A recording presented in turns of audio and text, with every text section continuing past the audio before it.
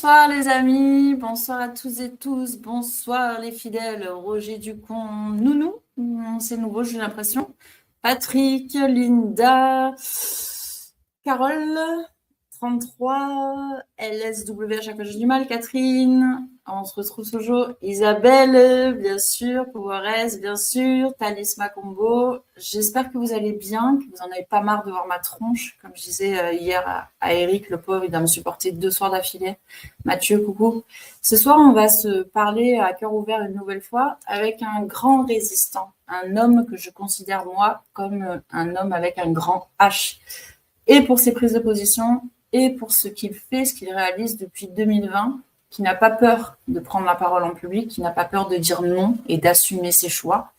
Et ça dérange beaucoup et le système et aussi à l'intérieur même de la dite dissidence, il gêne. Merlin Longuet, bonsoir, merci infiniment d'avoir répondu présent à mon invitation.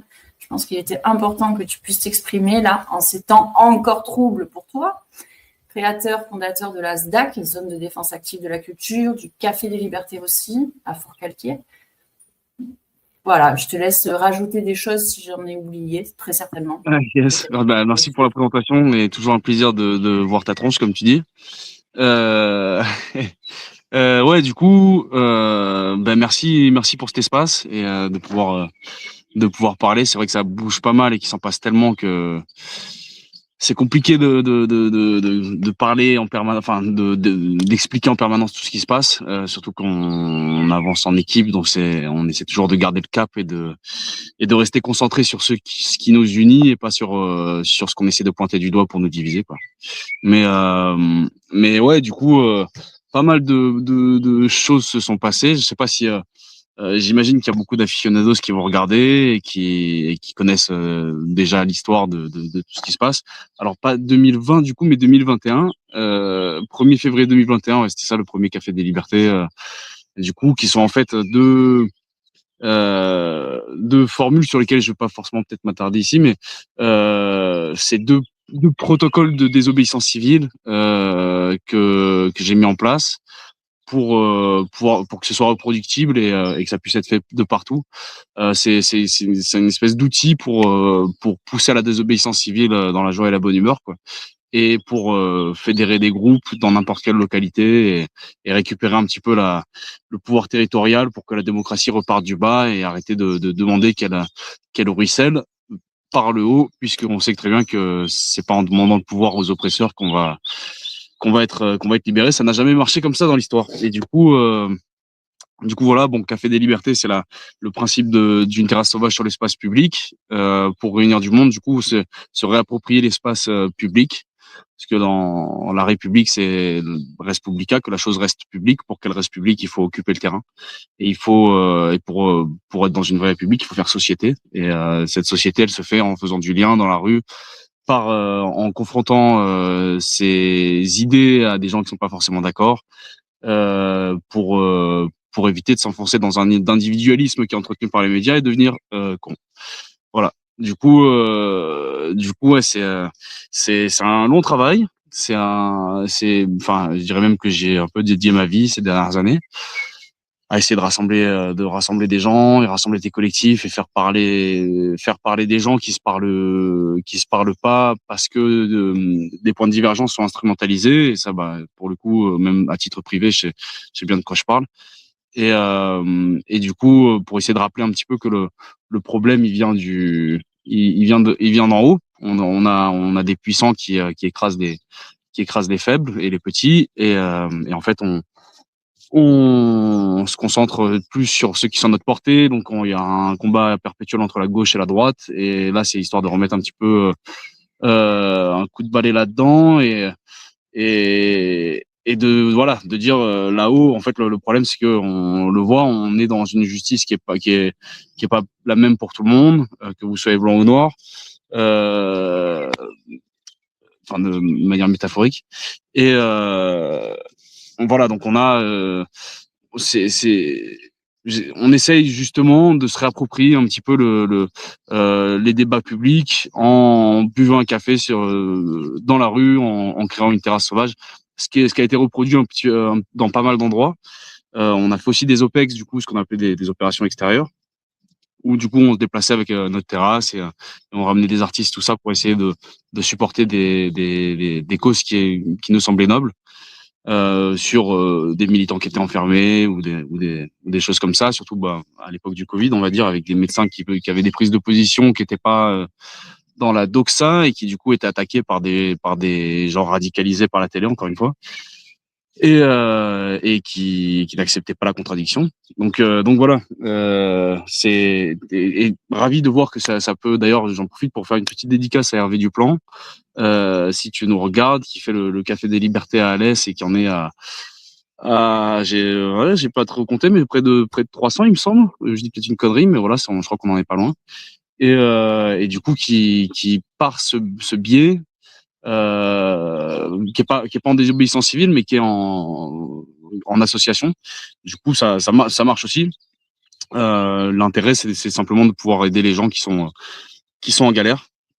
Et du coup, en aidant les gens, ça crée un système vertueux qui fait que les gens participent à aider d'autres personnes aussi. Et en fait, on s'apporte cette bienveillance que ne nous donne pas l'État.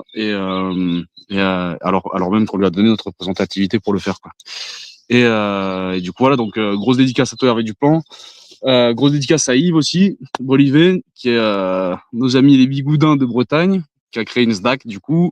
Ils l'ont officialisé avec la zone de défense active de la culture sur le hangar, du coup, qui est le collectif sur le hangar et qui bouge vraiment beaucoup avec une grosse programmation toute la semaine. Et du coup, qu'on a eu l'occasion de passer voir, du coup, il y a quelques mois, en faisant un petit tour en Bretagne là-haut. Et SDAC, du coup, pour expliquer, c'est un autre concept, c'est la zone de défense active de la culture qui est venue après le Café des Libertés. Pourquoi? Parce que on s'est radicalisé dans le sens noble du terme, c'est-à-dire on a pris le problème à la racine. À l'époque, à la télé, il y avait Emmanuel Le Chypre et d'autres personnes, voilà, qui racontaient qu'ils voulaient venir nous chercher de force et nous traîner dans des centres de vaccination pour nous piquer de force. Et du coup, ça pose un gros problème d'éthique, et notamment de respect du choix, ce qui m'a valu, comme beaucoup d'entre nous, j'imagine, des connotations d'anti-vax, d'anti-masque, d'anti tout ça. Ça parce qu'on voulait pas se laisser faire de force, ce qui est quand même incroyable. Et, et ce qui a réveillé, je pense, beaucoup de monde à une époque aussi. Mais du coup, à ce moment-là, du coup, en bas de mon quartier, il y avait un bâtiment abandonné. Et du coup, on a pris le bâtiment qui avait été racheté de manière frauduleuse par l'adjoint au maire de Fort-Calquier. Et pour une bouchée de pain. Et du coup, nous, on a pris ce bâtiment qu'il allait transformer et qu'il a transformé depuis qu'ils nous ont attaqués et qu'ils m'ont interdit de département et qu'ils sont transformés en centre médical, qui était amené à être un centre de vaccination, du coup. Et pour l'empêcher de faire ça, en fait, pour donner le choix aux gens, c'est-à-dire pour les enrayer dans cette volonté de forcer les gens à quoi que ce soit, on a pris ce bâtiment et on l'a transformé en salle de spectacle. Pendant 5 mois, on s'est barricadé à l'intérieur. On l'a transformé en salle de spectacle, en atelier pour les enfants le mercredi, en distribution de repas partagés le lundi, en atelier boxe le jeudi matin, en diffusion cinématographique le jeudi soir, en atelier bien-être le vendredi et en concert tous les samedis soirs. Du coup, on avait vraiment une programmation de dingue et hyper éclectique pour essayer de parler à tout le monde, autant aux familles avec des activités pour les enfants qu'aux jeunes qui avaient envie de faire la fête pour les samedis soirs, et de faire communiquer tout ce petit monde déjà à l'échelle d'un village pour réussir à avoir une force de communication et du coup une force de réaction à une période qui se voulait très répressive, parce qu'on nous a foutu un bout de papier sur la gueule. Mais voilà, c'est pas parce qu'on nous l'a retiré qu'on a regagné nos libertés. Elles sont mangées. En fait, on nous apprend à ne plus nous battre pour nos libertés, et du coup, on les abandonne. Il n'y a pas d'acquis sociaux, il y a que des conquis sociaux. Et il s'agirait de continuer à se battre pour les récupérer, ou du moins les maintenir, quoi. Et pour l'avoir vécu, pour être venu, effectivement, tu parles à l'échelle d'un village, mais pas que village. Ça venait de partout, département des Bouches-du-Rhône, du Var aussi, du Vaucluse. Enfin Ouais. voilà, et même des fois de la France aussi pour venir te voir, venir voir le concept. Et quand tu parles de désobéissance civile, Merlin, j'aimerais bien que tu définisses ce que c'est la désobéissance civile selon toi et pourquoi tu te bats pour ça. La désobéissance. Alors pour moi, la désobéissance civile, enfin même j'allais dire c'est la solution. En fait, pour moi, il n'y a pas une solution, sinon on aurait déjà gagné. Mais voilà, c'est la solution que j'ai choisie du moins, et qui doit absolument faire partie du paysage militant. Parce que voilà, déclarer des manifestations, bon, c'est bien aussi, ça fait du lien, mais bon, même on doit déclarer ou pas, on se fait taper sur la gueule. Donc voilà, ça gérer là. En 3 ans, j'ai organisé près de 500 désobéissances civiles. Et la désobéissance civile, alors qu'est-ce que c'est? C'est ne pas demander l'autorisation à son bourreau de pouvoir faire quoi que ce soit. Déposséder le puissant du seul pouvoir qu'il a, c'est-à-dire notre attention, l'attention qu'on va lui donner, et du coup lui retirer sa légitimité. À partir du moment où on estime que quelqu'un n'est pas légitime, on va pas lui demander d'arrêter d'occuper son poste illégitime. Sinon, enfin, on n'y arrivera pas comme ça. Et du coup, là, il s'agissait de clairement euh, reprendre le pouvoir tout simplement. Enfin, moi, je crois personnellement en la lutte locale. J'ai du mal à croire en une grosse révolution qui soit pas reprise, qui soit pas pervertie.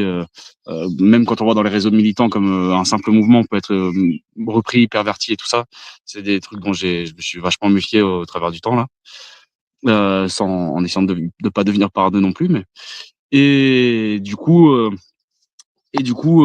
la désobéissance civile, je dirais que euh, c'est une attitude, c'est une attitude qui permet de rendre possible ce qui est pas possible. On passe toute notre enfance à nous ériger des murs dans la tête au travers de l'éducation nationale où il faut lever le doigt pour parler, où il faut apprendre par cœur. On nous apprend la mémoire mais pas l'intelligence, on nous apprend la compétition mais pas la collaboration. Et la désobéissance civile, il faut un grand coup de pied là-dedans et elle vient reprendre ce que de droit dans ce qu'on nous a volé, c'est-à-dire euh, alors il y a un côté hors la loi, mais qui volontairement, de manière provocatrice, va opposer la légitimité à la légalité. Et du coup, ça soulève les questions de dire est-ce que par exemple, Patrick Bruel n'est toujours pas inquiété, Jack Lang n'a pas fait une seule heure de garde à vue, donc là on est dans la légalité. Mais est-ce que c'est légitime que, par exemple, il continue à faire des concerts ou que Jack Lang soit encore à la culture?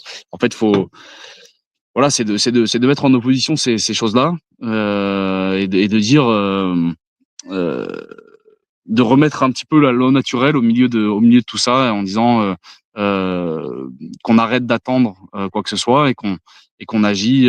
Bon après, je dis ça de manière un peu générale, mais il faut pas, enfin jamais faire de généralité parce que l'idée c'est quand même de conserver les deux seules règles qu'on avait à l'ASDAC, qui n'ont pas été respectées par tout le monde.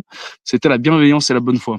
Et c'était les deux choses à respecter pour se dire que on était capable de faire les choses ensemble en fraternité pour accomplir des grandes choses. Et ouais, tu disais qu'il y avait des gens qui venaient de toute la France, mais ouais, c'est vrai qu'il y a même des gens qui venaient de Belgique. On a à la SDAC à l'époque, on a du monde qui était venu d'Australie, de Nouvelle-Zélande. Ça nous avait fait halluciner parce que là-bas aussi, enfin, le problème était mondial. Du coup, on a été vachement suivi par des mecs au Canada, au Québec, toutes les parties francophones. Il y a des gens de la Réunion qui nous ont écrit, de Corse, de partout.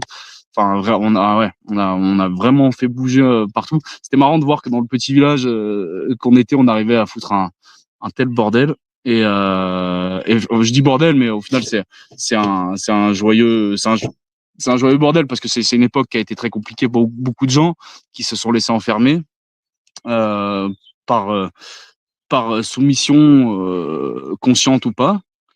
Mais du coup, voilà, c'est vrai qu'il y a énormément de retours de gens là-dessus. C'est qu'on a été un sacré phare dans la tempête pour des gens à qui on a interdit d'exercer, pour des artistes à qui on a forcé à l'année blanche, pour des soignants qu'on a suspendus, pour des pompiers qu'on a suspendus, pour tout ça. Et du coup, on leur a permis de dire en fait, voilà, vous vivez une injustice et nous, on se couchera pas. Et c'est ça le pouvoir de la SDAC, et c'est pour ça que j'incite et j'inciterai toujours à ce que ce soit repris. C'est qu'en fait, c'est pas une zone qui est à défendre, parce que sinon la zone qui est à défendre, une fois qu'elle est détruite, la cause est détruite. Ou si la zone devient défendue, quel est l'objectif? Là, l'idée, c'est que la SDAC, c'est un groupe d'individus qui est à défendre. Et du coup, le groupe d'individus, il peut se déplacer. C'est pour ça qu'on a pris cinq différents endroits à la fin. On a fait différentes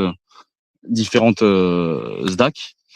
On en a fait 5, et qu'à chaque fois c'était refait, reproductible. C'est que du coup, une fois que le bâtiment est pas détruit, une fois que le bâtiment est détruit, l'idée est toujours là et est toujours reproductible, et voilà. Donc c'est ça qui est intéressant en fait.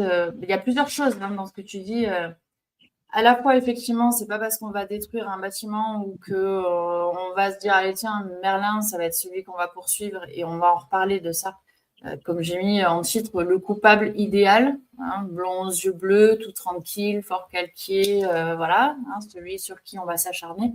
Pour autant, tu as réussi à impacter beaucoup de monde, à donner l'exemple dans ce que tu voulais. Alors, non pas parce que tu te considères, c'est pas du tout une question d'ego, c'est justement l'injustice, on va la transformer et on va faire un petit peu ce qu'on veut, ce qu'on peut, et on va continuer dans la mesure du possible.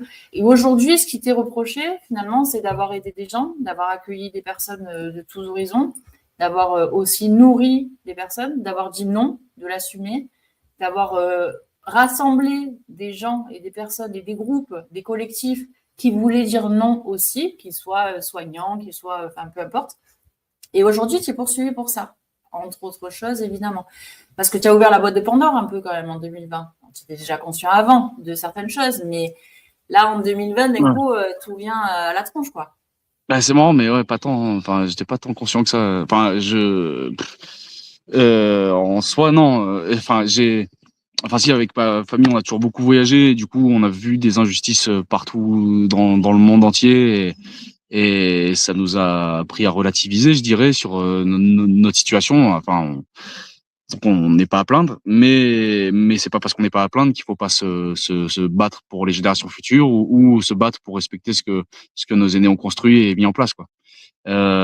Et du coup, ouais, c'est sûr que ouais, c'est compliqué. En fait, j'ai pris une salve dès le début, quoi. Ils ont essayé par la force physique. Ça a été compliqué parce qu'on on a un gros groupe, donc et puis surtout, enfin, je me laisserai pas intimider par la force. Et ils ont essayé partout, ils ont essayé par le mensonge, ils ont essayé par enfin, ça fait un moment que j'en avais pas parlé, mais c'est vrai qu'ils ont fait ils ont fait 3 départs de feu chez mes parents.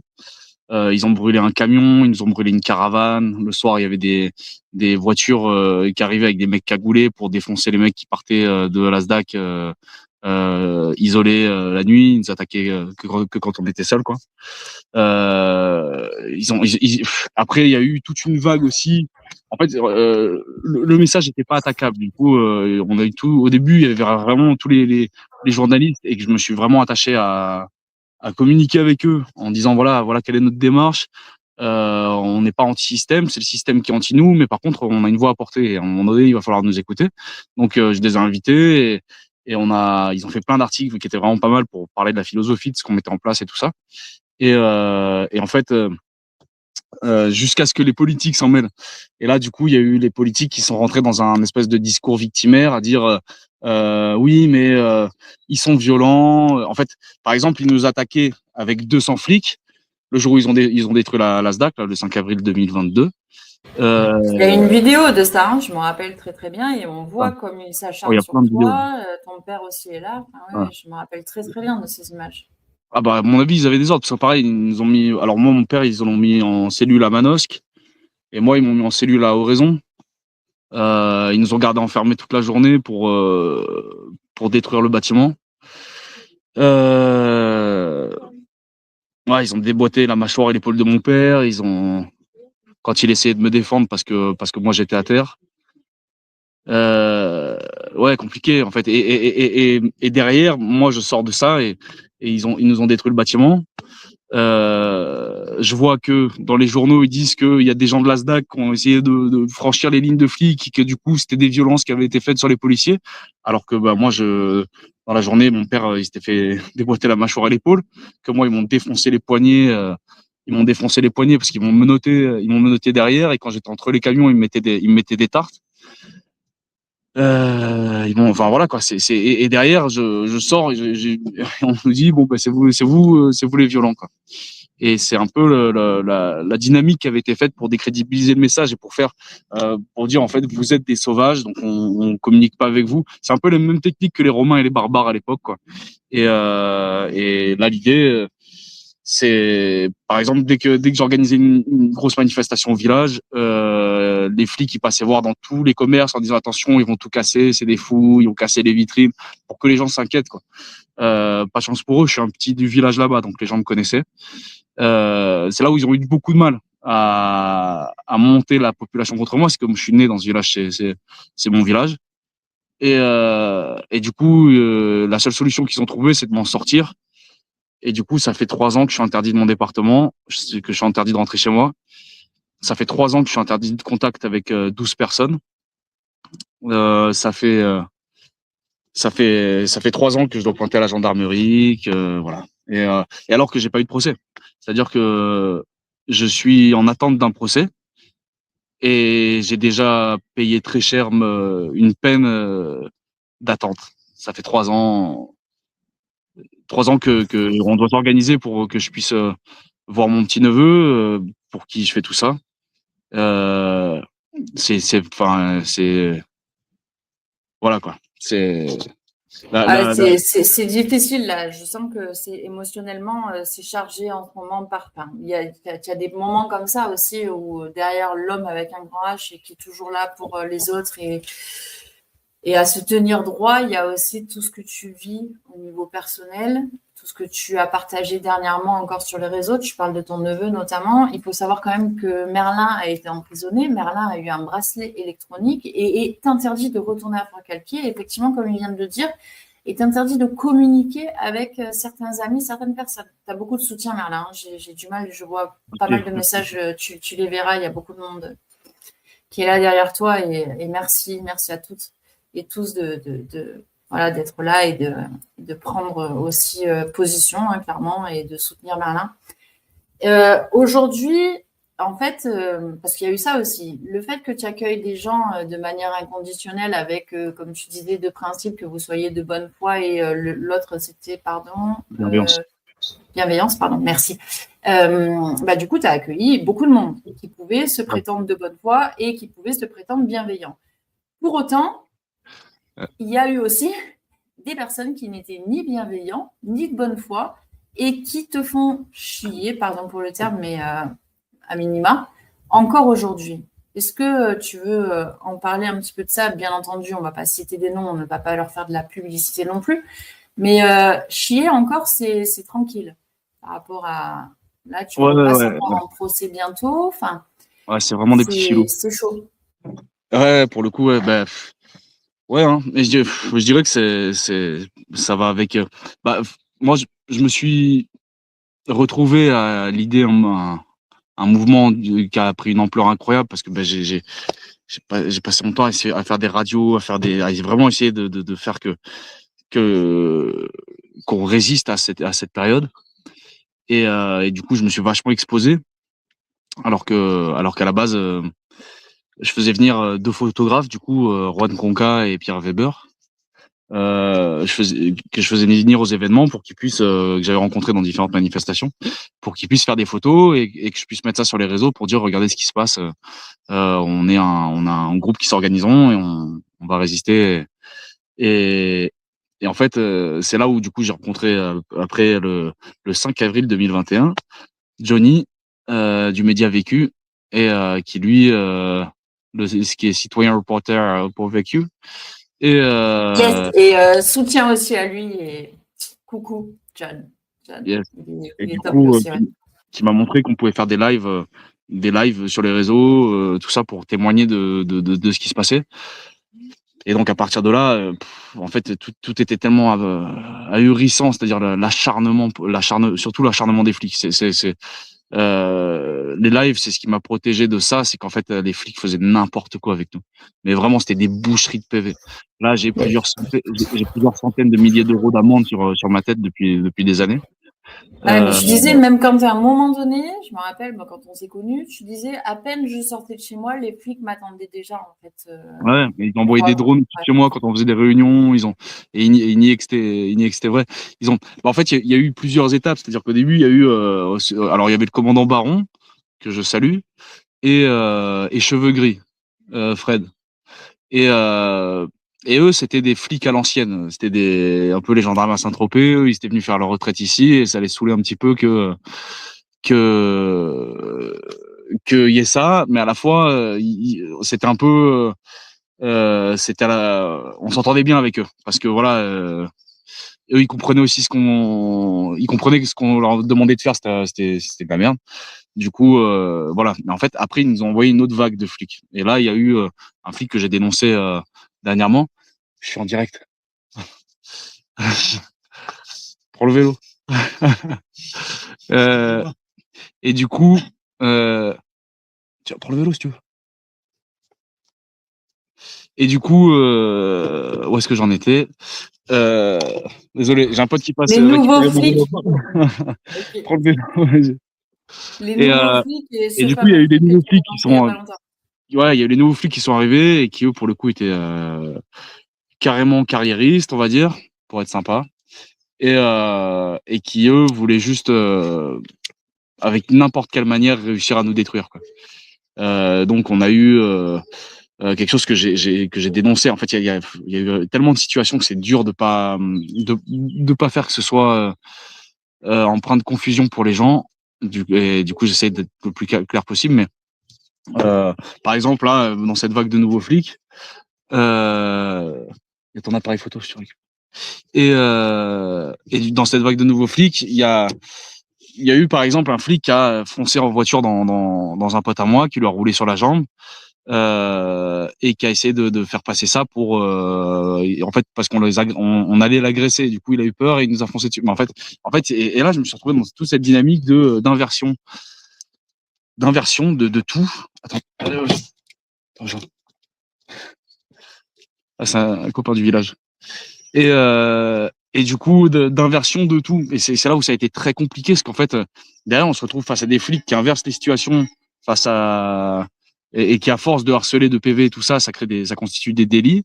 On passe devant des tribunaux où au final c'est l'interprétation des flics avec qui on est en contentieux qui nous font passer au tribunal.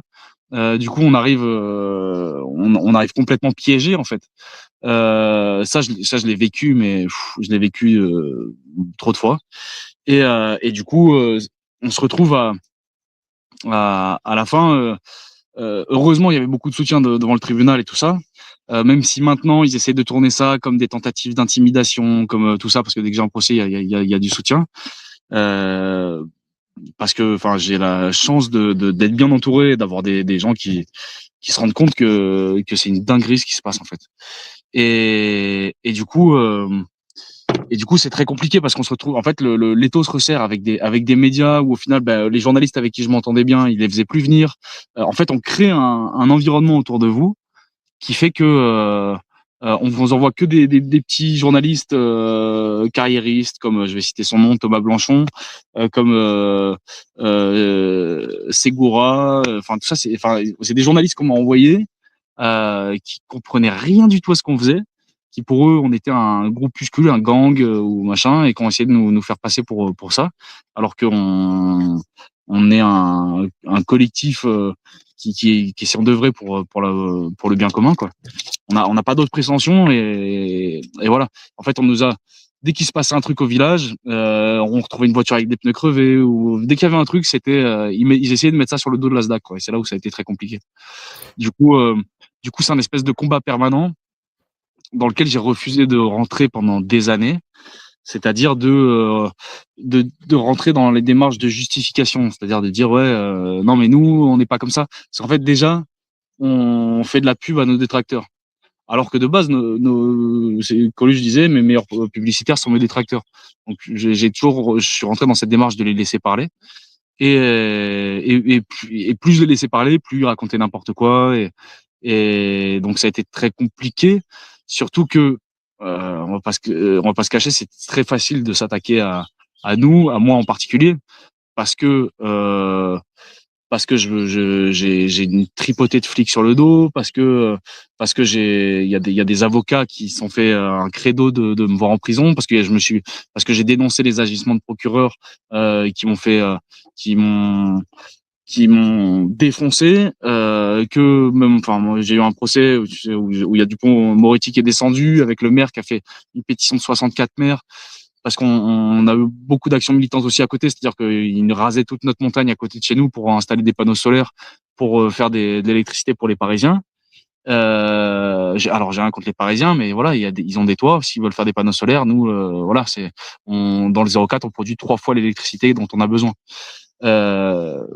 Donc voilà, on est plutôt que de recouvrir la planète de panneaux solaires, la démarche était de plutôt aller vers une consommation consciente, quoi, et de stopper un petit peu et d'endiguer la surconsommation. Donc on s'est enchaîné au mégapel pendant plusieurs mois. On est allé tous les matins à 5-6 heures du matin pour s'enchaîner et arrêter le projet, quoi. Et du coup là, ils ont fait signer des pétitions en disant que voilà, qu'il fallait nous faire arrêter parce qu'on avait des campements sauvages un peu partout aussi. Enfin, on s'est développé comme une traînée de poudre, et très rapidement, parce on est une équipe. Moi, en fait, on dit, tu sais, enfin, t'as marqué leader. C'est parce qu'en fait, moi, mes compétences, c'est de voir les compétences des autres. Tout ce que je fais, c'est harmoniser un groupe en réalité. Et alors, je suis force de projet, de proposition, à dire bon, bah, tac, si on faisait ça, machin. Mais il y en a plein aussi d'autres qui proposent des trucs. Et mon expérience, enfin ma compétence à moi, c'est de faire imbriquer les compétences des uns et des autres pour que les choses soient possibles, quoi. Et ça. Tu as aussi cette compétence de voir chez les gens les qualités et justement ce qu'ils peuvent faire et de voir j'allais dire, bon, c'est un peu New Age, mais la meilleure version d'eux-mêmes et de réunir tous ces potentiels-là aussi. Et c'est plutôt ça qui dérange. Est-ce que, pour en revenir à ça, là, évidemment, hein, les médias, les merdias, les flics, la gendarmerie, bon, ça, on a bien vu qu'ils n'étaient de toute façon pas de ton côté. On parlait d'infiltration aussi dans nos 10 rangs. Est-ce que tu l'as vu dès le début ou compris au fur et à mesure parce que justement, tu accueillais de manière inconditionnelle les gens? Moi, j'ai rien vu venir. Moi, j'ai un côté très naïf. Pour moi, voilà, 26 ans, que je disais tout à l'heure, je suis arrivé, je me suis dit, voilà, tout le monde veut bien faire, les gens arrivaient de partout. Je me dis, putain, c'est formidable. Les gens veulent que les choses changent et ils veulent reprendre leur destin en main sans ils veulent, voilà, déposséder les oppresseurs. En fait, pas du tout. Je me suis foutu le doigt dans l'œil. Il y a plein de, alors si, il y a plein de gens qui sont dans cette dynamique, mais il y a plein de gens qui gravitent dans les réseaux militants, je dirais, et qui ont besoin de problèmes. Et alors, comme je disais, ma compétence, c'est de trouver des solutions et de faire que les choses se réalisent et que ce soit possible. Et du coup, il y a plein de gens qui arrivaient en me disant, voilà, j'ai tel problème, et il y en a plein que je pouvais pas résoudre, voilà, qui arrivaient dans cette espèce de triangle de Cartman où voilà, je suis le sauveur et ils veulent être sauvés. Mais ils tiennent aussi beaucoup à leur position de victime parce que ça leur permet d'exister et de vampiriser l'empathie de l'autre. Et je me suis fait vachement vampiriser comme ça pendant des années. Et je continue et ça m'arrive encore, mais voilà, l'idée je je sais pas comment différencier l'instinct des a priori. Et étant donné que on m'a confié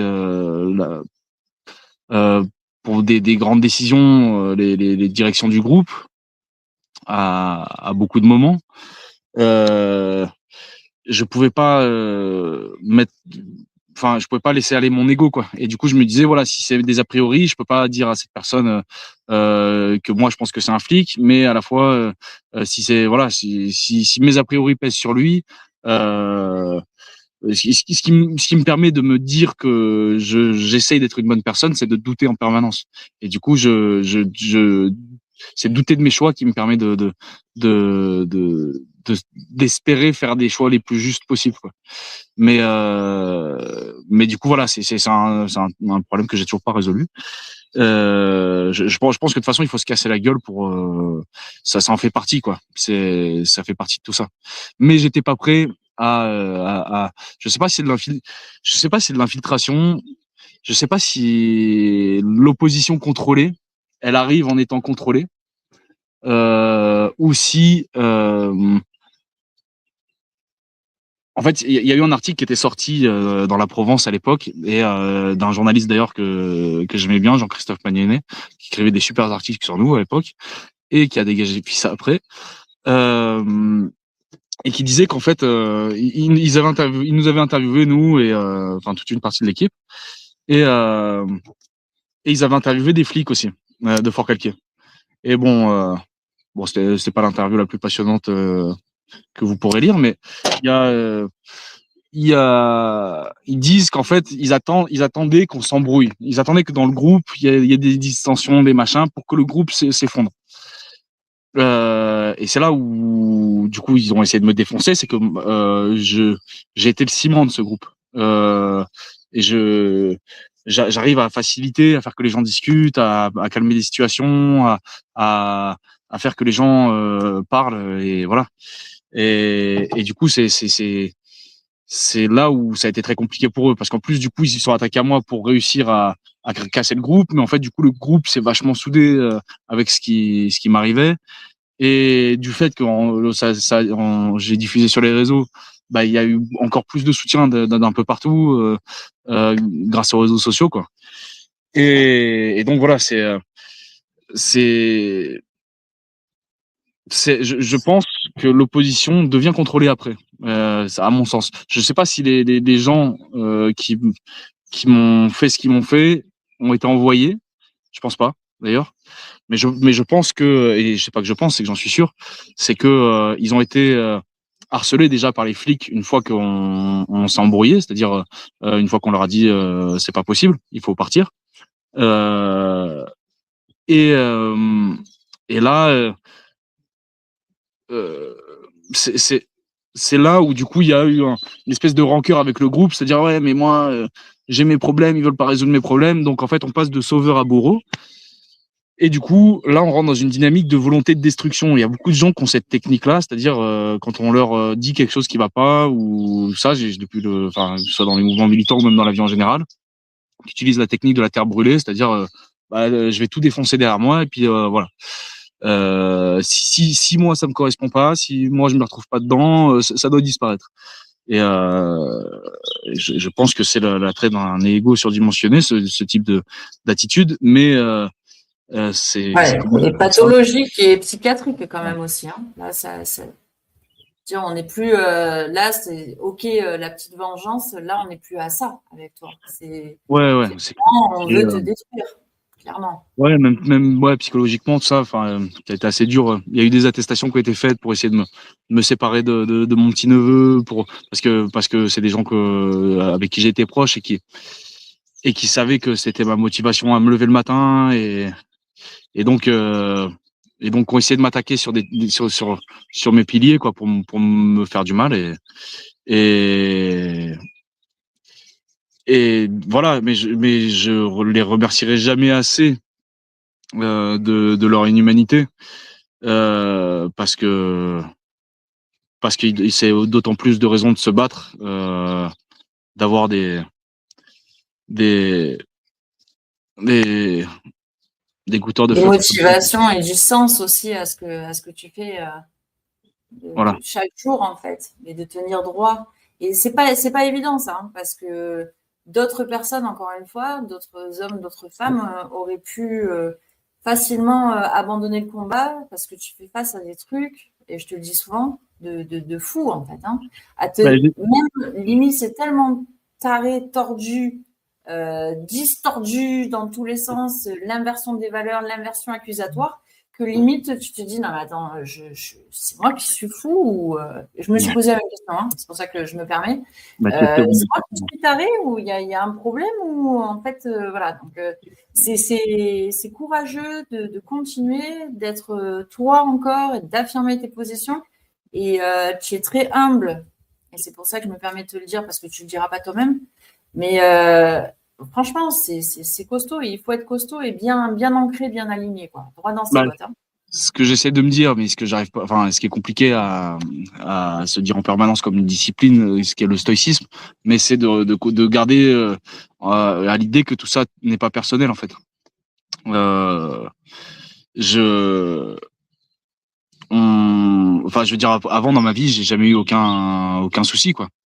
Enfin si, j'ai des PV de vitesse, j'ai des trucs comme ça, mais voilà, c'est là où j'essaie de me dire en fait tout ça n'est pas personnel. On s'attaque plus à ce que je représente qu'à moi en réalité quoi.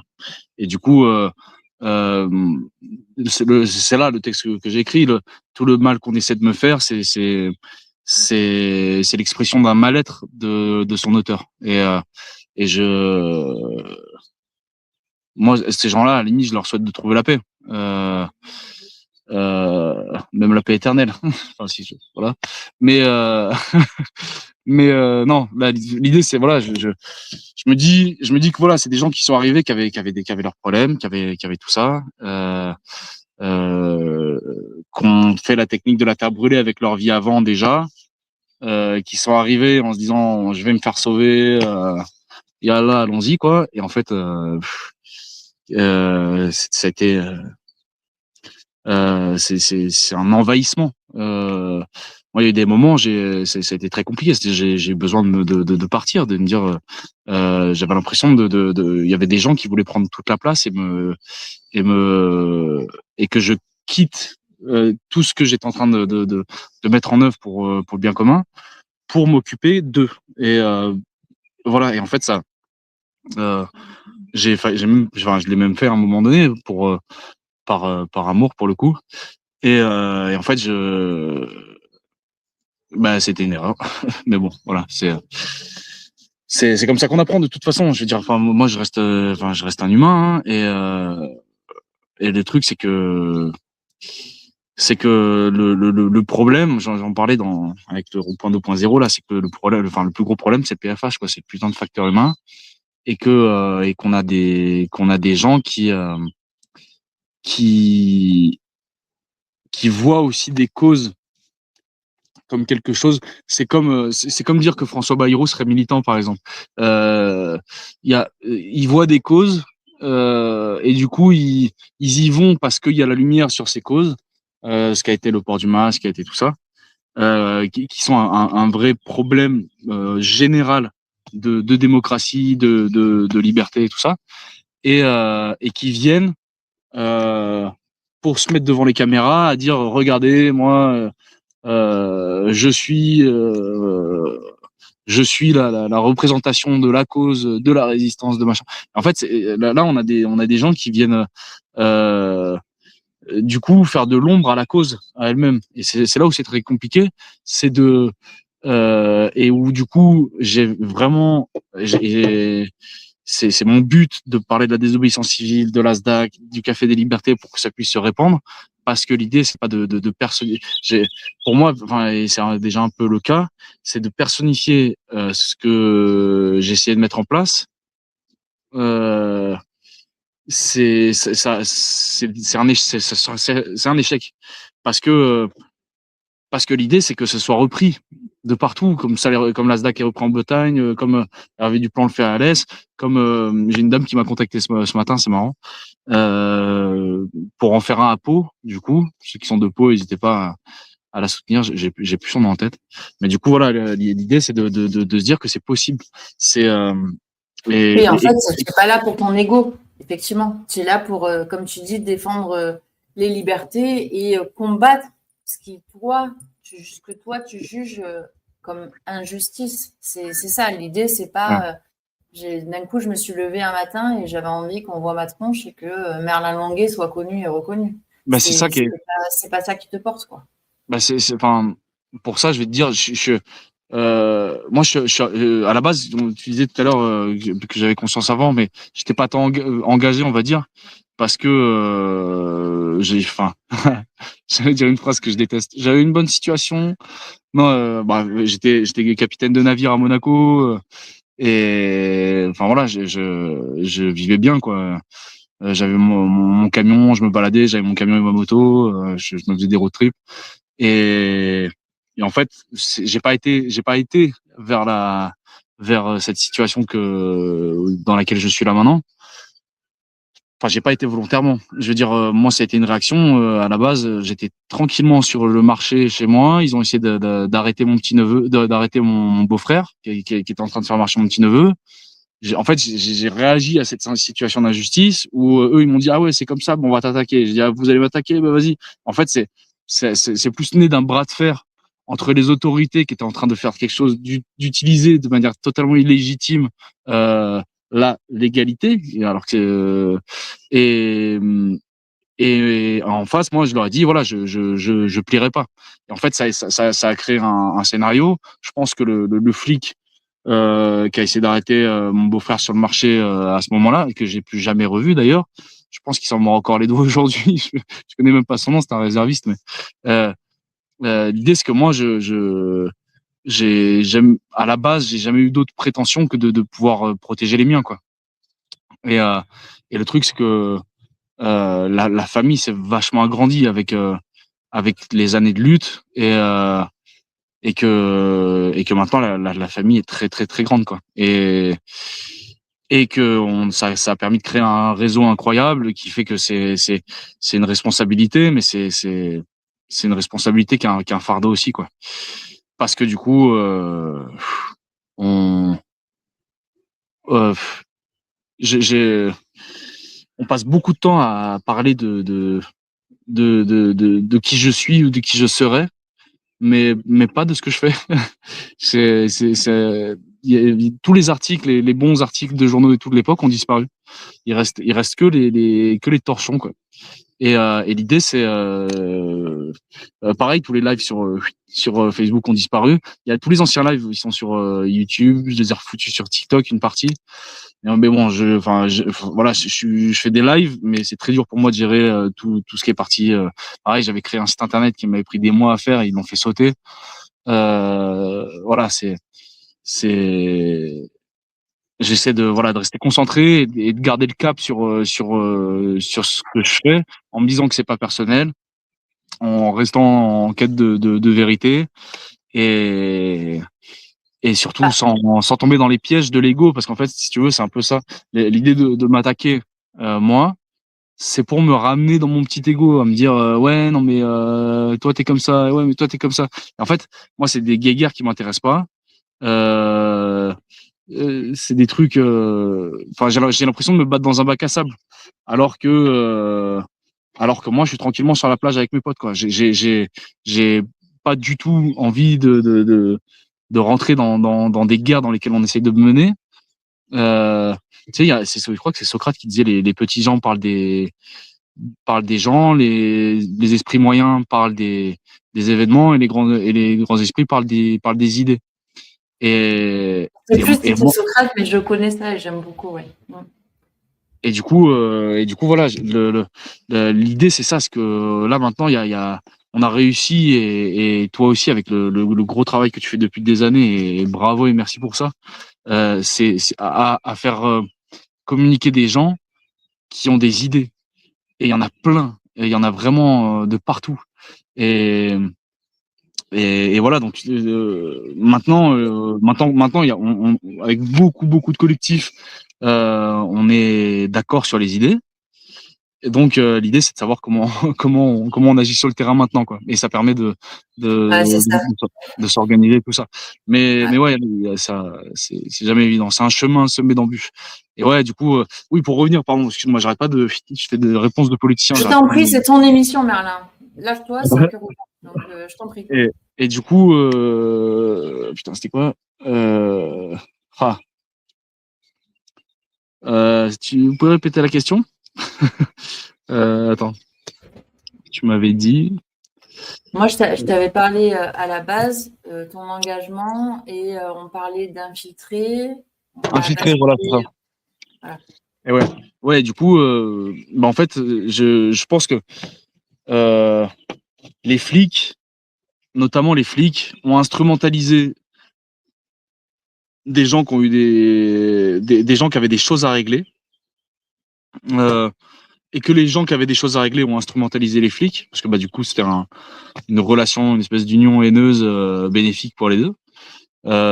Et en fait, du coup, ça a permis de ramener ça, pas sur le débat du pénal, parce que les flics qui arrêtaient pas d'attaquer et tout ça, ça reste du pénal, et de traîner ça sur le domaine du civil. Et c'est là où, du coup, après, ils ont utilisé des civils pour attaquer. Et en fait, c'est formidable. Là, il va y avoir, je te le donne en scoop, et encore, je peux pas te dire tout, mais va y avoir un sacré retournement de situation au tribunal le 23 juin. Parce que oui, j'ai un procès le 23 juin, je m'avais d'en parler. Le 23 juin, là, j'ai un procès à la Cour d'appel d'Aix-en-Provence. Et il va y avoir un sacré retournement de situation parce que bah là, je peux le dire ici, parce que les flics ont cherché à instrumentaliser des gens qui étaient pas forcément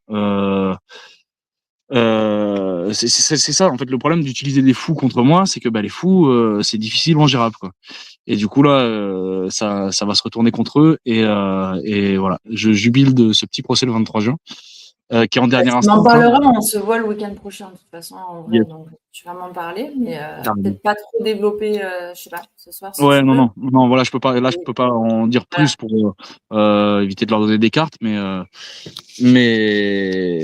voilà, C'est jouissif, en tout cas, de voir ouais, que, malgré tout, il y a quand même une justice qui se fait à un moment donné. Bon, moi, j'ai alors assisté ouais, à un de tes procès l'avant-dernier, parce que j'ai pas pu être là sur le dernier, là.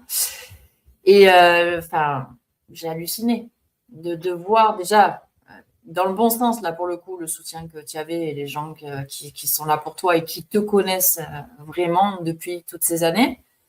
Et j'ai halluciné de la manière, de la tenue ouais. de ce procès, en fait. Où alors, ce que je trouve intéressant, alors c'est une stratégie, mais je pense que c'est juste le cœur, c'est pas une stratégie.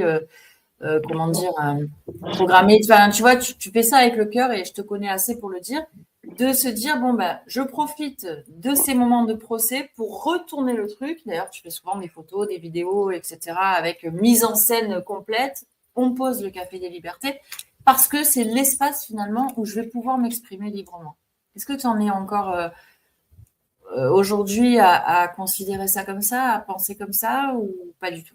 Ou Ouais, peu, ou bah, moyen. c'est pour revenir à la désobéissance civile, c'est ce que permet la désobéissance civile. Elle est, on nous écoute pas quand on demande, quand on fait des pétitions, les pétitions ils se torchent avec, enfin quand on va crier dans la rue, bah on se prend des matraques dans le cul. Enfin, en fait, pardon, mais là du coup dans l'idée, c'est que la désobéissance civile permet de se mettre déjà dans une position d'insécurité, mais qui va permettre de créer une fenêtre de discussion et qui va permettre au tribunal d'écouter.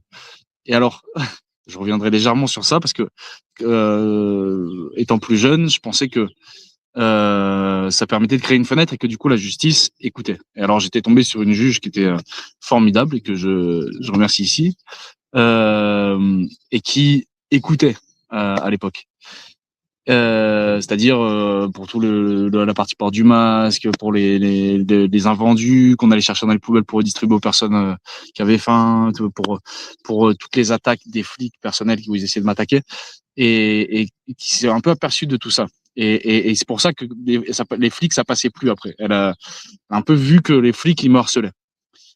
Et du coup, c'est pour ça qu'ils ont ramené ça au domaine du civil. Quand ils ont vu que la juge, oh putain, c'était compliqué avec la juge de Digne-les-Bains, ils ont ramené ça au domaine du civil pour essayer de me faire passer pour un cinglé et pour faire que la juge n'ait pas d'autre choix que de me condamner, parce qu'en fait, il y a des manières de dresser les procès-verbaux pour condamner quelqu'un ou pour le faire relâcher, quoi.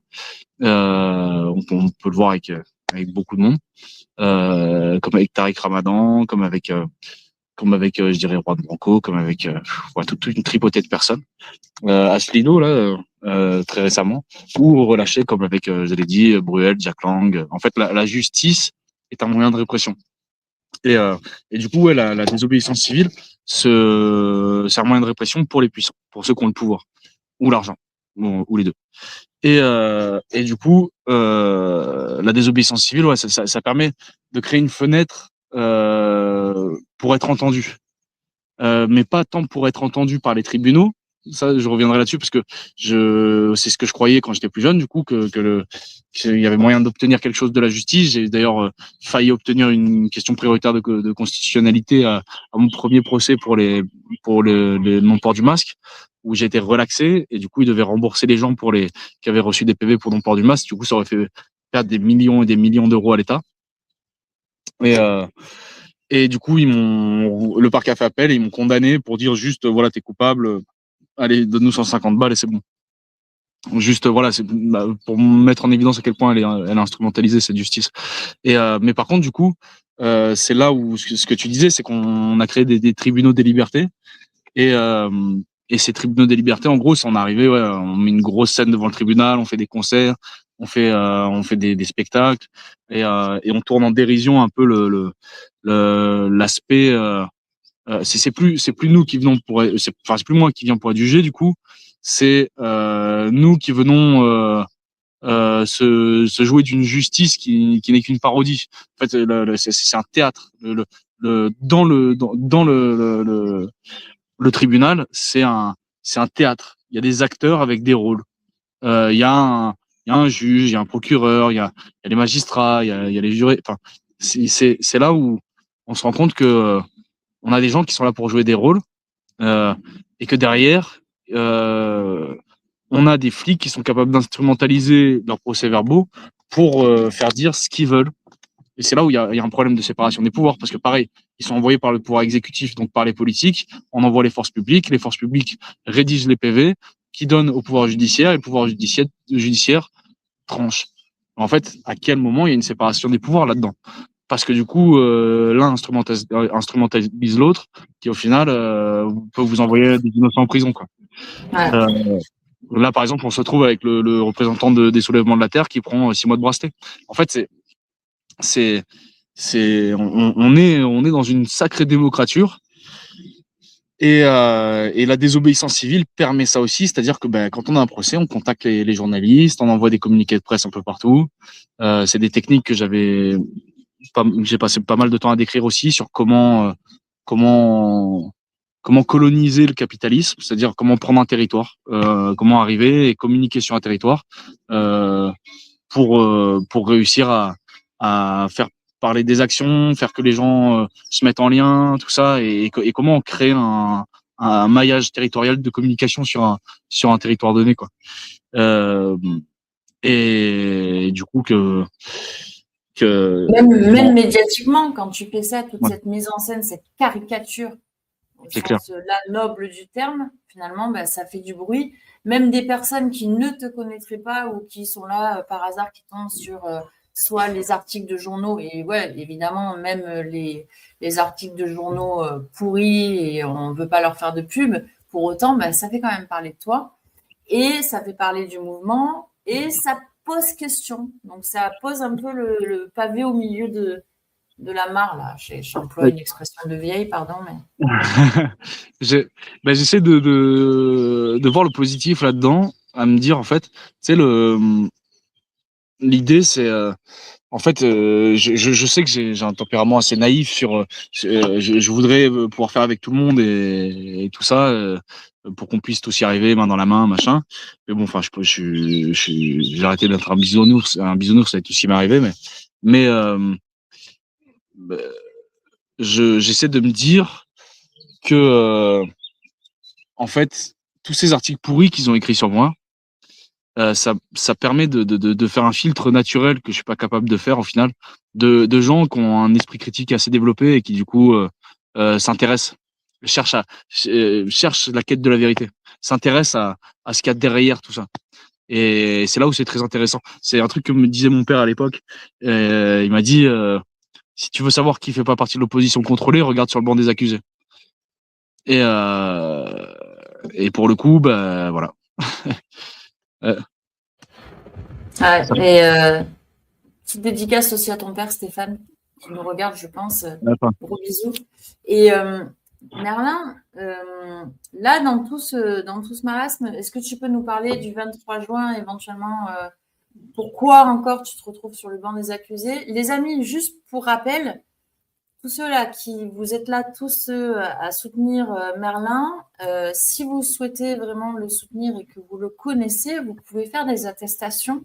Hein, le CERFA, Merlin, tu pourras le partager peut-être, je crois pas, j'ai oublié de le partager, pour voilà, juste dire le réel et dire ce que vous connaissez de Merlin et comment il est. Vous l'avez vu, il est très violent, il est très énervé comme gars, il est très excité. Hein, donc c'est un mec infréquentable vraiment, c'est pour ça que je le fréquente d'ailleurs. C'est pour ça que je l'invite aussi à mes émissions. Il ne faut absolument pas contacter cette personne-là au risque de devenir trop humain et trop bienveillant. Voilà. Ils vont couper cette séquence. Merci. Ouais, merci. Et pourquoi pourquoi tu dis ça? En fait, j'ai le compliqué dans le sens où on essaie de me faire passer devant les tribunaux pour un fou, pour un gourou d'extrême droite, pour un anti-vax, un anti-tout, enfin voilà, un infréquentable comme tu dis. Et du coup compliqué là. J'ai fait un petit live il y a pas longtemps là pour demander aux gens de faire des attestations pour des gens qui me connaissaient ou qui avaient participé aux événements qu'on a organisés ou qui sont passés dans le collectif, parce qu'on a accueilli des dizaines de milliers de personnes en plusieurs années et de partout. Et du coup avec tous les événements qu'on a fait et tout ça. Du coup en fait là, en dernière instance, il y a eu une espèce d'alliance Suicide Squad. Donc tous les cinglés là qui sont réunis pour essayer de me faire passer pour un malade, à faire des attestations en disant en disant tout et n'importe quoi, que je suis un chef de gang, que j'ai des sbires qui vont tirer sur des gens pour moi, taper des gens pour moi, machin. Enfin, c'est un truc de dingue. Donc qu'on essayé de me faire passer pour un danger public, et qui d'ailleurs revendique le fait que je sois un danger public. Et du coup, très compliqué. Donc j'ai dû faire ce live pour demander ça, pour essayer de donner la version de gens qui me connaissent tout simplement, pour éviter d'avoir des gens qui veulent qui sont prêts à dire n'importe quoi sur moi pour me faire enfermer. Et sachant que tu ne demandes, je précise, jamais rien aux personnes. Au contraire, tu fais des choses pour les personnes, mais là voilà, c'est très très rare de ta part de demander un soutien, juste d'attester de ce qu'ils connaissent de toi et de voilà, ce qu'ils savent de toi, tout simplement. Pardon Merlin, je t'ai coupé. Ouais, non, mais ça a été un peu dur pour moi de le faire d'ailleurs ce live, dans le sens où voilà, et c'est marrant parce que j'avais un peu perdu espoir en l'humanité, je t'avoue, il y a pas très longtemps. Et du coup, voilà, je dis à mon père, je vais le faire, mais j'y croyais pas quoi. Et au final, j'ai beaucoup de retours, et aussi parce qu'il m'a beaucoup aidé là-dessus. Et du coup, ouais, ça m'a redonné un peu foi en tout ça, du fait que voilà, parce qu'en fait, il y a beaucoup de monde au travers des années qui m'ont dit tu verras, quand tu seras dans la merde, il y aura personne. C'est faux, c'est pas vrai. Il y a des gens qui sont là, il y a des gens qui vous tendent la main, et il y a certes des gens qui essaient de vous garder la tête sous l'eau et de vous faire enfin, je crois que j'ai rencontré les pires personnes. C'est très compliqué du coup enfin ouais, j'ai dû rencontrer les pires personnes qui soient sur cette terre, mais voilà, bon, moi ça m'apprend à l'échelle du bien qu'on a fait sûrement, et du coup voilà. Mais ouais, dur pour moi de demander à ce moment-là, mais il y a eu des réponses et ça donne de l'espoir. Ça donne de l'espoir au fait que les gens soient là, soient soudés et malgré qu'il n'y ait plus de masse, malgré qu'il y ait pas encore de vaccination obligatoire, tout ça, les gens voient bien ce qui se passe aussi. Tout à l'heure, je voyais quelqu'un qui parlait de l'affaire Epstein. Et je trouve que c'est une belle illustration pour montrer. Je passe un peu du coq à light, hein, mais il y a pour montrer en fait le fait que on a un problème. Attends, je me fais bouffer par les moustiques, excuse-moi. En fait, on a un problème qui vient d'en haut. Donc, par exemple, on a l'affaire Epstein qui éclate. Là, je parle de l'affaire Epstein. Bon, il y a eu les Pfizergate, les Pizzagate, les machins. Tout est sorti, en fait. C'est, j'imagine, le temps long de réaction ou quoi. Mais et en fait, on a l'affaire Epstein qui sort.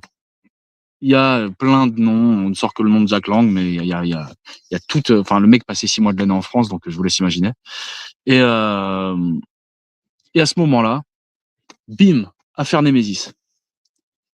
Quentin Derenque. Et en fait, c'est comment changer la perspective des gens. Quand on vous dit le problème, il vient d'en haut, l'affaire Epstein, un problème systémique de personnes qui sont décisionnaires d'un pays, qui font partie des gouvernements, qui vous disent de pas boire au volant, qui vous disent de pas fumer de l'herbe, tout ça, qui passent leur temps en soirée chemsex. On vous dit ça, en fait, c'est un coup des Russes. Donc, on botte en touche. Alors que le mec est 6 mois par an à Paris. Et à ce moment-là, bim, pour faire péter le truc, bon, hormis Trump qui attaque l'Iran, tout ça, enfin tout ce qui se passe de manière à l'extérieur du pays, ce qui se passe en France, c'est l'affaire Némésis. C'est-à-dire, on vous dit, le problème, c'est pas l'affaire Epstein. On vous met ça de côté et on dit, bah il y a Némésis. Et en fait, le problème, c'est les fachos de gauche. C'est génial. C'est les fachos antifascistes. Et en fait, moi, ça m'a assez fait halluciner ce truc-là. Où en fait, on remet ça sur le plan de c'est vos frères en fait. C'est celui qui est à gauche qui est méchant par rapport à celui qui est à droite, ou je sais plus, c'est peut-être celui qui est à droite qui a commencé. Mais en fait, le problème, il est pas là. Dire des raisons de taper sur son voisin, il y en a plein. Et dans ce cas, on se tape tous sur la gueule parce qu'on n'est pas d'accord. Voilà. Et du coup, on n'est pas d'accord, alors c'est la solution. Jamais rien ne. Enfin, on peut pas prétendre à un monde meilleur si on veut changer les choses par. Je sais même plus. Je suis même plus persuadé de ce que je vais dire, mais changer les choses par la violence. Mais j'essaie de garder ces grands principes, mais c'est très compliqué. Disons que voilà. Hormis le fait de couper des têtes là-haut. Non, mais moi, je pense, et là-dessus, mais j'ai toujours dit, je pense qu'à un moment donné, ces gens-là, il va falloir les mettre hors d'état de nuire pour rester dans le cadre politiquement correct. Voilà, il va falloir quand même faire quelque chose. Je veux dire, toute l'impunité dont tu parles aussi, c'est insupportable, en fait. Mais c'est ça. Epstein, qui est effacé, en tout cas étouffé. Et encore, tout n'est pas sorti, hein, parce qu'ils ont sorti 3 millions de documents sur 6 millions, je crois, hein, si je dis pas de bêtises. Caviardé quand même. Enfin, il y a des vidéos, machin, qui sont pas sorties. Enfin, voilà. On savait depuis longtemps, mais tu étais complotiste, donc tu ne disais pas la vérité. Ah, tiens, c'est bizarre. Voilà. Oui, pardon, Mara. Les 2 seuls noms qui sont sortis ne sont même pas inquiétés. C'est quand même incroyable. C'est ça qui est fou. C'est même Jack Lang, je crois, si je dis pas de bêtises, parce que je n'écoute pas la télé depuis longtemps. C'est en fait lui qui s'est retiré de l'Institut du monde arabe, tu vois, dignement et machin. Enfin, c'est complètement dingue, en fait. Comme les affaires Bruel, Berry, l'autre aussi acteur. Bon, enfin bref, toujours pareil, en fait. Toujours les mêmes schémas, les mêmes systèmes. Et quand on comprend pas et quand on se pose pas la question aussi soi-même, hein, même en intégrant des groupes dits de la dissidence, de la résistance, ou en tout cas contre la doxa officielle, à quel point suis-je corruptible, tout simplement? Est-ce que moi, voilà, tu vois, ça c'est une question que je me suis posée très tôt en prenant les positions que j'ai prises. est-ce que je suis corruptible? Alors évidemment, tu touches à mes enfants, forcément, tu les prends en otage. Bien sûr que je fais ce que vous voulez, tu vois. Mais en fait, non, mais c'est vrai, il faut avoir conscience de ça aussi. Il faut se garder le nombril parce que c'est un cheminement et un développement personnel aussi, hein, tout ça. Vas-y, tu voulais rajouter un truc sur la corruption, je crois. Non, j'ai une discussion intéressante parce que je m'entends du coup vachement bien avec le maire ici. Et je lui ai posé la question de savoir est-ce que c'est est-ce que c'est le pouvoir qui corrompt ou est-ce que c'est les hommes corrompus qui cherchent à accéder au pouvoir? Et bon, son avis, c'est que le pouvoir corrompt. Et je pense que c'est le cas. Et je pense que c'est comme le même schéma que l'opposition contrôlée. En fait, c'est une fois qu'on y accède.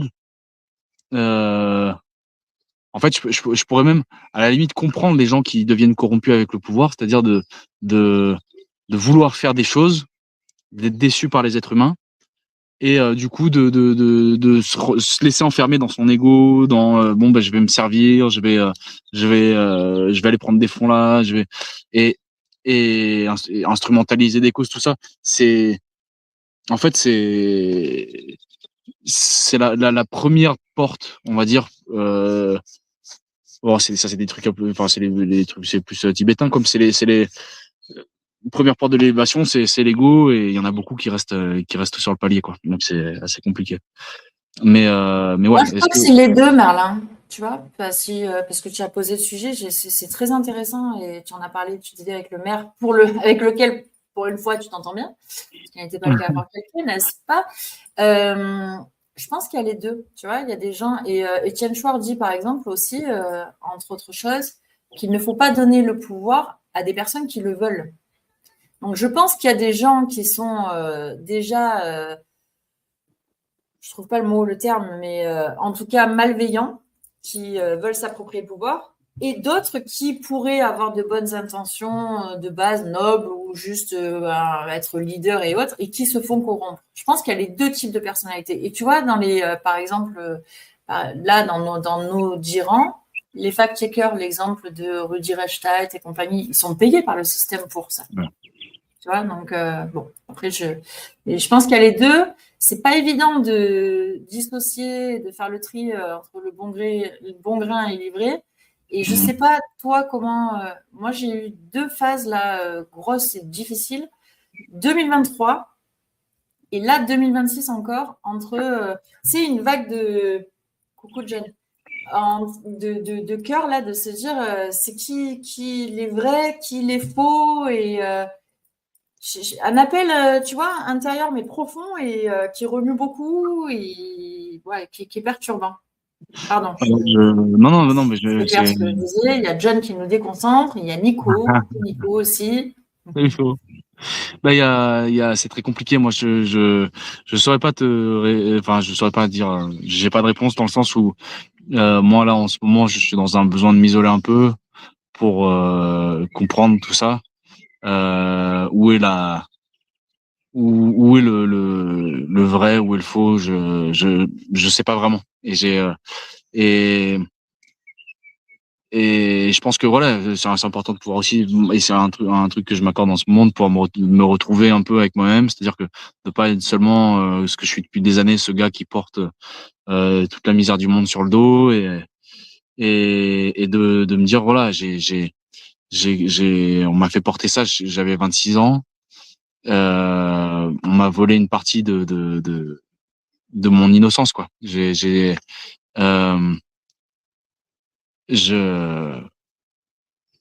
Voilà, moi c'est quoi à dire, mais j'aurais pas voué ma vie au militantisme, je serais en free party là. C'est à l'heure actuelle. Mais voilà, du coup là, c'est une question que je me pose, et aussi, et où j'arrive pas à répondre. Mais voilà, chaque jour nous apporte quelque chose d'autre, et j'imagine qu'il y a une continuité et un lien à tout ça. Donc j'essaie de garder espoir, de faire confiance, et d'être entouré par beaucoup de gens qui m'inspirent beaucoup. C'est là où c'est là où je me dis, où ça me donne espoir aussi. Et c'est pour ça que je lâche pas aussi depuis des années, et où tu dis, enfin, ma force, je la trouve aussi chez ceux qui m'ont porté jusque-là, quoi. Il y a eu des moments où je me suis effondré, quoi. Ça a été très compliqué. Et pour autant, l'important, c'est pas de tomber, c'est de se relever, quoi. Et ça, c'est quelque chose dont je suis persuadé, c'est que je préfère largement mourir, vivre debout, et libre, et que vivre à genoux, quoi. Et et donc pour ça, enfin, de toute manière, j'ai pas vraiment de mots à dire, parce que j'ai pas, enfin, je préfère les actes, mais voilà, je céderai pas. Et c'est important aussi, quand tu disais sur la corruption, de se demander en permanence. Je pense que c'est le fait que la question soit latente, c'est la réponse. Parce que si on pense avoir la réponse, arrêter de douter, pour moi, c'est déjà devenir con, quoi. Et c'est pour ça que la télé, elle cherche à nous faire avoir un avis. C'est-à-dire, par exemple, tout à l'heure, je parlais de Némésis, dire, ah oui, mais c'est Némésis qui a raison. Ah non, c'est les Antifa qui ont raison. Bon, alors, moi, pour le coup, j'ai mon avis personnel. Euh, j'ai toujours été Antifa.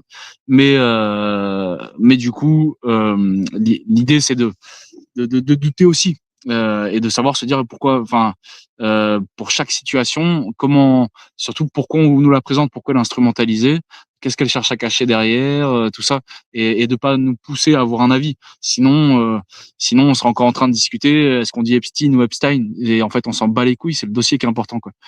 Euh, c'est là où, voilà, et c'est chercher à percer un peu, le voile de tout ça, et c'est dans les accords Toltec, c'est de continuer à chercher la vérité, euh, mais voilà, en posant des questions, quoi.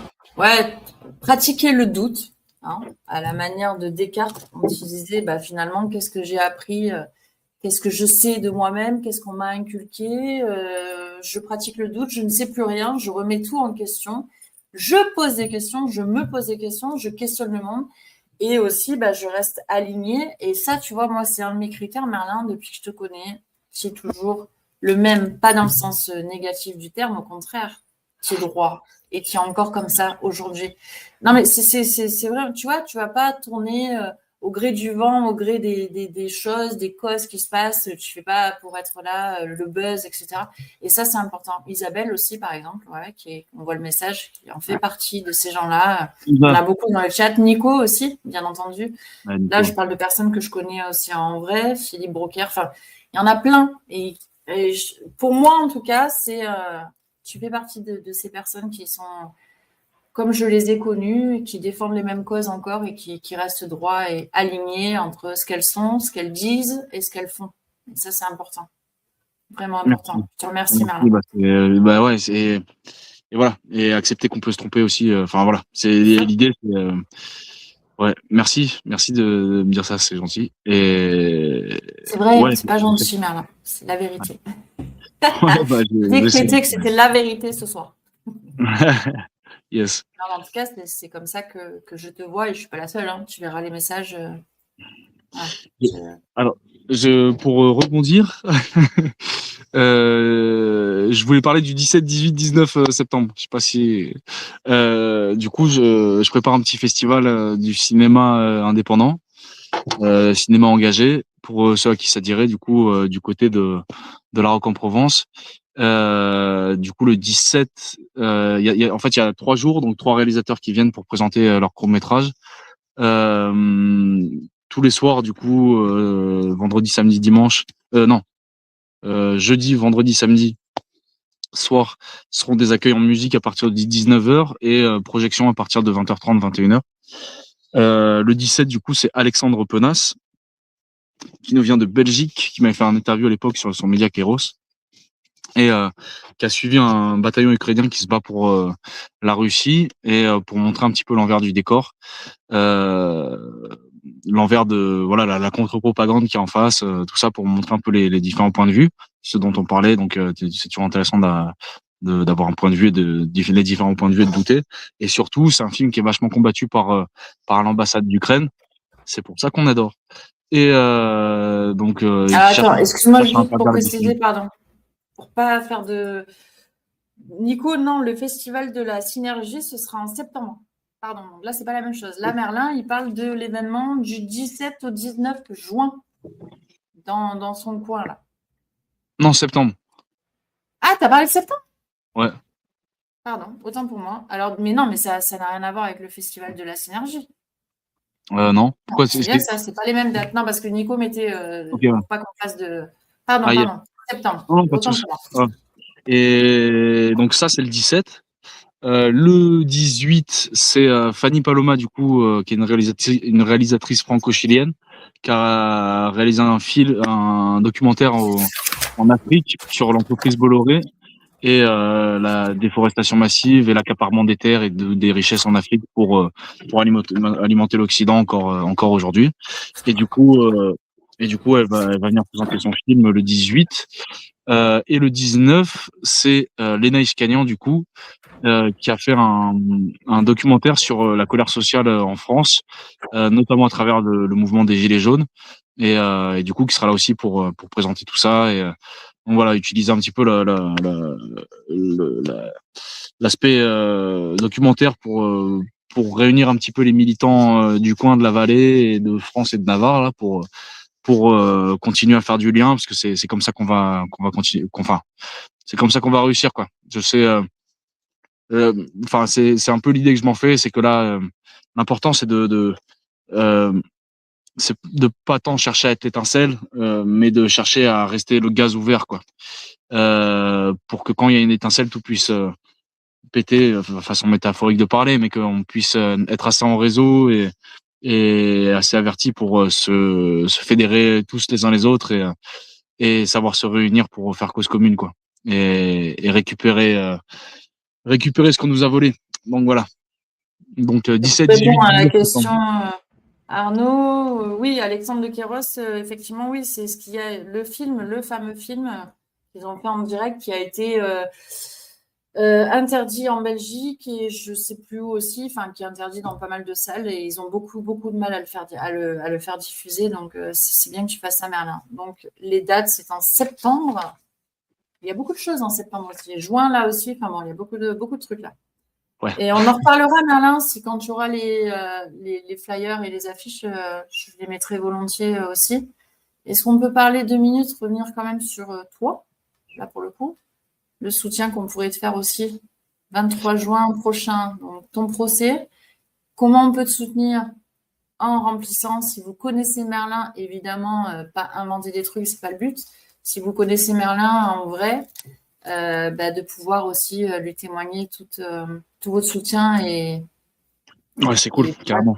Parce que donc ça c'est important aussi de le faire. La mienne normalement, parce que je peux pas imprimer, tu sais, mais tu vas la recevoir dans pas longtemps. Je te l'enverrai parce que je vais la recevoir par courrier. C'est cool. Et est-ce que tu auras envie d'ajouter autre chose, Merlin, qu'on n'aurait pas pu dire ou dit ou Comment m'aider? En vrai, merci beaucoup pour les attestations, même celles que j'ai déjà reçues. Je suis pas trop familiarisé avec ça, surtout que les papiers, ça me fait de l'urticaire. Mais voilà, ouais, c'est vrai que là, c'est assez important parce que c'est en dernière instance et ils peuvent me faire péter mon sursis pour m'envoyer en tôle là dans un mois, là, le 23 juin. Et du coup, pas cool. Mais ouais, voilà, s'il y en a qui sont venus participer à des événements, qui ont vu un peu notre fonctionnement, tout ça, et comment on fonctionne avec l'équipe, pour éviter enfin, en gros, on essaie de vraiment, voilà, me faire passer pour un malade, un gourou, un chef de gang, et enfin, l'idée, voilà, de juste de témoigner de qui je suis réellement pour les gens qui ont participé aux événements et tout ça. Donc, pas évident, enfin, voilà, merci, merci pour ceux qui pourront le faire. Et comment m'aider encore plus? Faites du lien, rejoignez les collectifs autour de chez vous. Ça bouge de partout, en vrai. Je sais j'ai côtoyé beaucoup de militants au travers des années qui baissent les bras et qui se disent que putain ça bouge pas, mais en fait ça bouge partout. Et il y a beaucoup de causes et de luttes qui sont invisibilisées.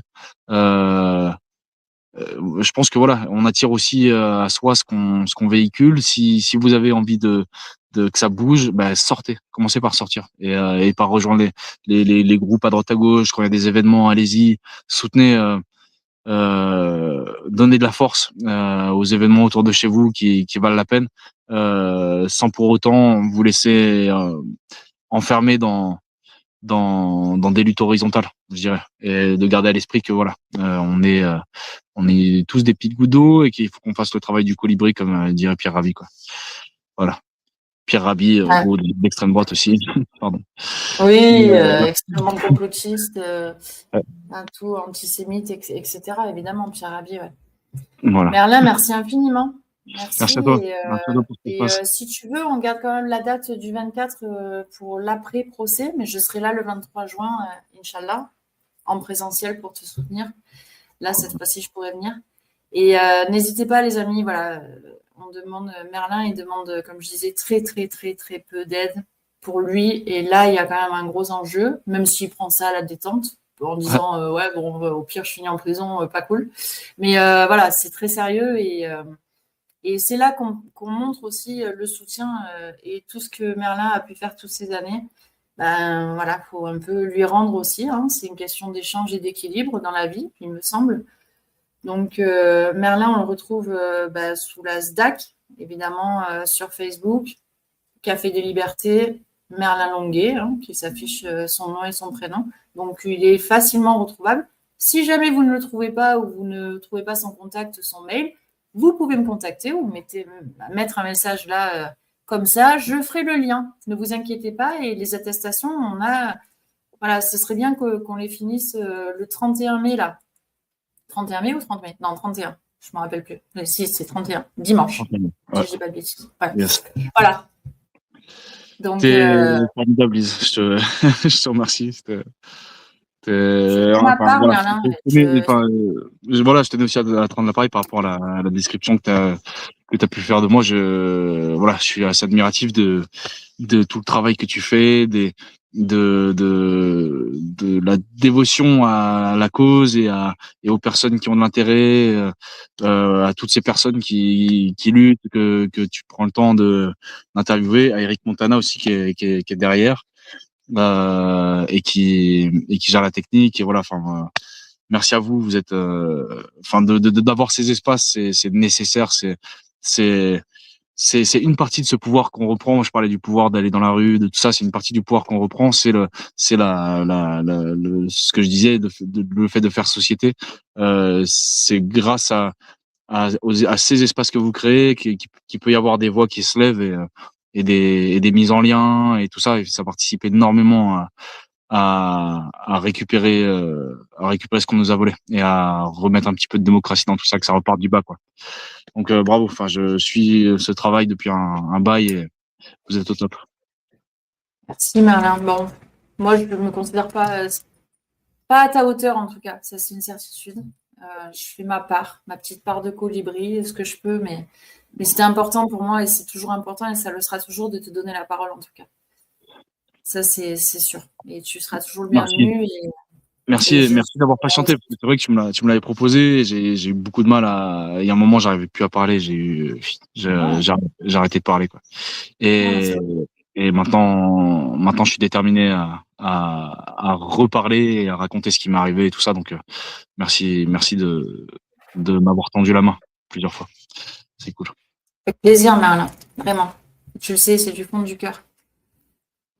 Merci à toi, Merlin. Merci à toutes et tous. On a dépassé l'heure, les amis, encore une fois. Eric ne nous a pas coupé, donc c'est que c'était OK aussi pour lui, j'espère, parce qu'effectivement, il fait du gros taf aussi à la technique, mais pas que. Et merci d'avoir été là. Il y a eu beaucoup, beaucoup de commentaires, beaucoup de personnes.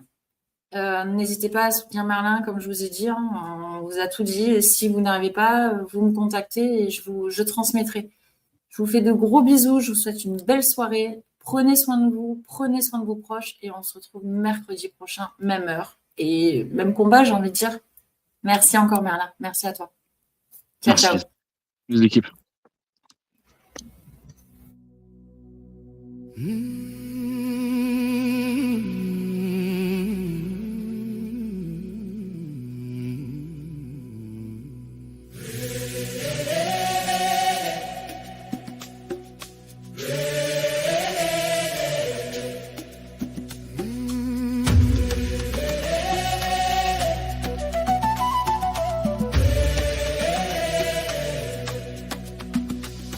Breathe in, breathe out. Every path is a doorway now. Some hear with the silence of a morning song. Some hear with the drum and the night has begun. Some find their way in the crystal road. Some in the river where the wild winds grow. Look on a rooftop, heart open wide. Meditation like an ocean tide. Feet on the earth, eyes on the sky. Every soul let it out to fly. Different roads, one single line. Many colors, one pure sign. No roadway, no perfect line. Just the rhythm of being human. We feel in many ways, many ways. Through the night and through the day. With the plans, with the breath, with the prayer we say. Every heart finds its own highway. We feel in many ways, many ways. With the laughter and the sacred space. Different paths but the saving grace. All returning to the same bright day. Sacred geometry drawn in the sand. A quiet mantra held in your hand. Candles burning soft in snow. Letting go of what we used to know. Some feel dancing in the moonlit trees. Some with stillness by the deepest sea. They watch their dreams and ancient songs. Medicine where the spirit belongs. Every voice is not you go. Many stories are tired long. Don't come and wish you go finish line. Just a soul remembering how to shine.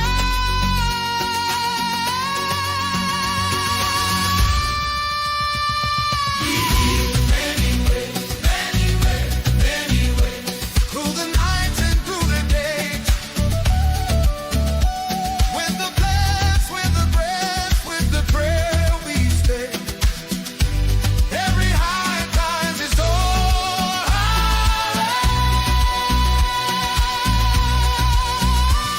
we heal many ways, many ways, many ways.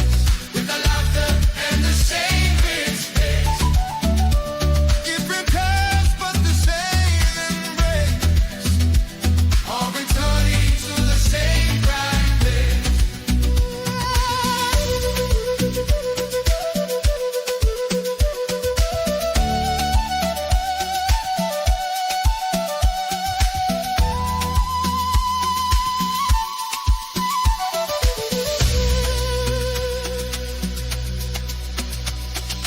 Crystals hum and the heartbeat grows. Sacred circles, our wisdom flows. Drums in silence, fire and rain.